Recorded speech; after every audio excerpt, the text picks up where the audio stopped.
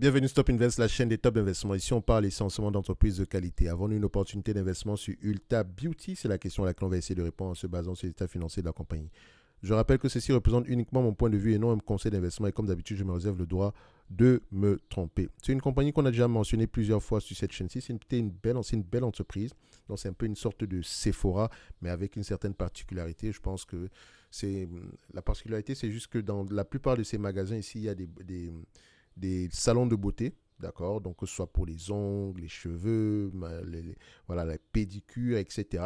Et à côté également, il y a un magasin pour acheter tout le nécessaire ici par rapport à ces différents éléments-là. Vous savez que les femmes dépensent énormément pour ce genre de choses-là. OK, donc on a à peu près des revenus ici, entre parenthèses, récurrents, parce que techniquement, on va faire ses cheveux chaque mois. OK, so, non, parce que ça reste de la consommation discrétionnaire. Elle a publié ses résultats financiers dernièrement. Le marché n'a pas trop apprécié ça. Voilà, ils étaient bons. Moi, franchement, quand je les ai regardés, je me dis, mais c'est quoi le problème en fait? Il n'y avait rien du tout parce que je pense qu'en une journée, elle a dû payer un truc comme. Bon, les variations journalières, franchement, on s'en fout un peu. D'accord. Le plus important, c'est la raison derrière ces variations-là. OK. Donc ici, là, je pense que l'entreprise a dû payer à peu près. Ça, c'était au mois de mai. Hein. Attendez, je vais juste dérouler ça sur un an. Je vais mettre ça ici en weekly. OK. Voilà, je pense que c'était cette semaine-ci, c'est la semaine du 26 du mois de mai. D'accord, je pense qu'on avait atteint les 400. Voilà, c'est bien remonté depuis de toutes les façons. Ce qui n'est pas vraiment étonnant parce que les résultats financiers n'étaient pas mauvais. D'accord, on a certes on a eu des marges moins élevées, mais bon, dans une période actuelle, c'est normal, juste, même pas 1%. Ensuite, les marges opérationnelles ici étaient moins élevées que d'habitude. Normalement, ici, les dépenses opérationnelles ont augmenté. Donc, à aller vérifier également. Bénéfice net par action établi à 6,4. Excusez-moi. 6,88, alors qu'on s'attendait, je pense, à 6,82. De toutes les façons, moi, l'essentiel, c'est de voir qu'on a une croissance. Okay, le fait qu'on s'attende à plus que ça, mais on a eu un sens de moins, etc., c'est pas vraiment important pour moi. Parce que, comme je le dis toujours ici, c'est le business qui nous intéresse. C'est vraiment le business derrière qui nous intéresse. OK? Donc, est-ce que cette compagnie, c'est la capacité de ramener des revenus aux alentours de X pendant une longue période de temps? Oui ou non? C'est ce qui nous intéresse. Au niveau des prévisions ici, alors, on a réduit à peu près les prévisions de marge ici. Avant, on s'attendait à du 4,7% minimum. Là, c'est 4,5% maintenant. Et le maximum, ce sera 4,8%. OK? Correct. Donc, on va essayer de regarder si on est sur la même tendance ici. Et la raison derrière tout ça, c'est également important. D'accord? Mais n'oubliez pas également qu'on est dans un environnement inflationniste. Ensuite de ça, vous allez voir que le guidance, on le maintient ici. C'est un business qui s'échange généralement à 20, 25 fois les bénéfices par là. Donc, si vous le prenez ici, si on arrive à atteindre le 24 euros, 24,70 ici, et elle n'a pas de dette nette, attention, vous allez voir ici qu'elle peut atteindre les 617 euros l'action. 617 dollars l'action. Si vous la prenez à 20 fois les bénéfices, on paye qu'à 25 dollars, on paye qu'à 500 dollars l'action. Et attention, c'est uniquement par rapport aux estimations de 2023. C'est une compagnie en pleine croissance. Ok, la croissance ici aux alentours de 10% en moyenne sur les dernières années. Ok, so, maintenant, qu'est-ce que ça donne ici en prenant en considération les nouvelles prévisions des analystes, etc. Qu'est-ce que ça donne? On va voir ça rapidement ici. Donc, c'est une entreprise, voilà, on s'attend à peu près à des bénéfices nets ajustés aux alentours ici de 25 dollars l'action, 25,18 d'ici 2023. De toute façon, ça, c'est dans les prévisions ici.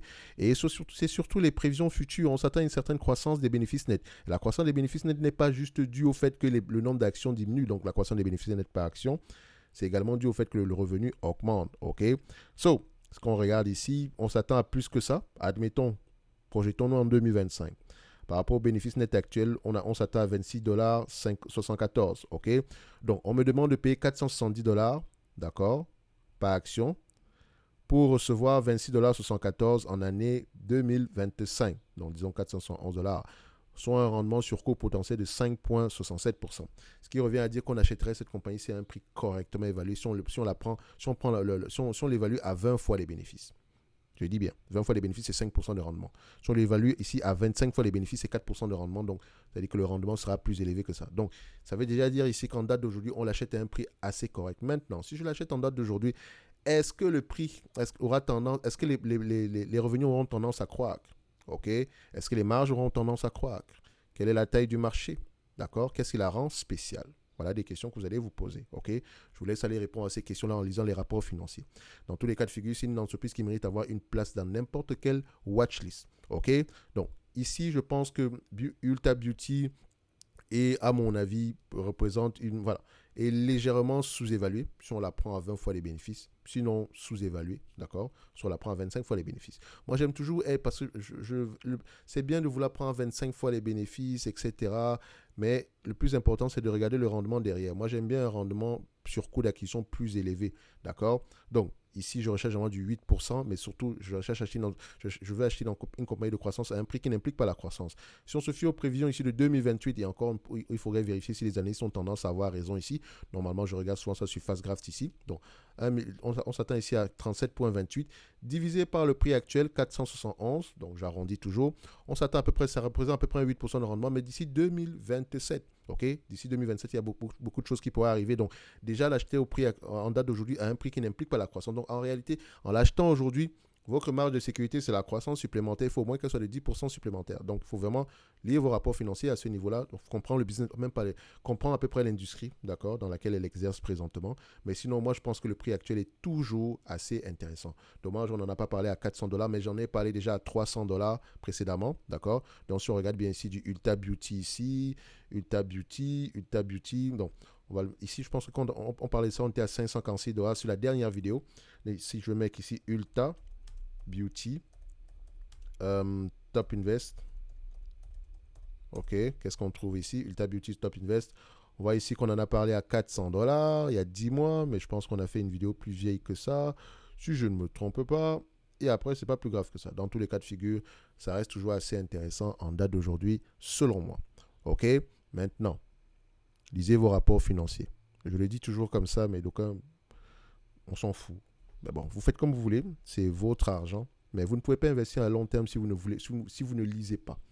Si vous n'êtes pas prêt à lire, allez acheter un ETF et restez tranquille, ok? Si vous voulez investir en actions, lisez vos rapports financiers, d'accord? On ne se limite pas juste aux chiffres.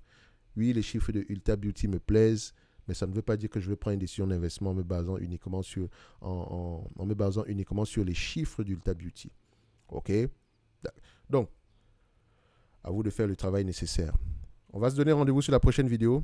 D'ici là, portez-vous bien. N'oubliez pas, en lien dans la description de celle-ci, vous avez le lien vers le service Top Premium où vous pouvez généralement demander des analyses quantitatives, recevoir généralement par mois, mon top d'analyse, enfin, les deux entreprises qui, moi, me semblent sous-évaluées. En supplément de ça, vous avez la possibilité d'avoir un discount ici sur les formations actuelles et à venir, les formations thématiques, parce que je pense que chaque industrie s'analyse d'une certaine manière. Il y a des questions spécifiques à poser. OK? Donc, et je vous ai toujours dit que c'est le questionnement qui est généralement important derrière. Parce que quand on investit dans une compagnie, si on investit avant tout, enfin, j'ai bien parlé d'une compagnie parce que je voulais dire une action, on investit avant tout sur une entreprise.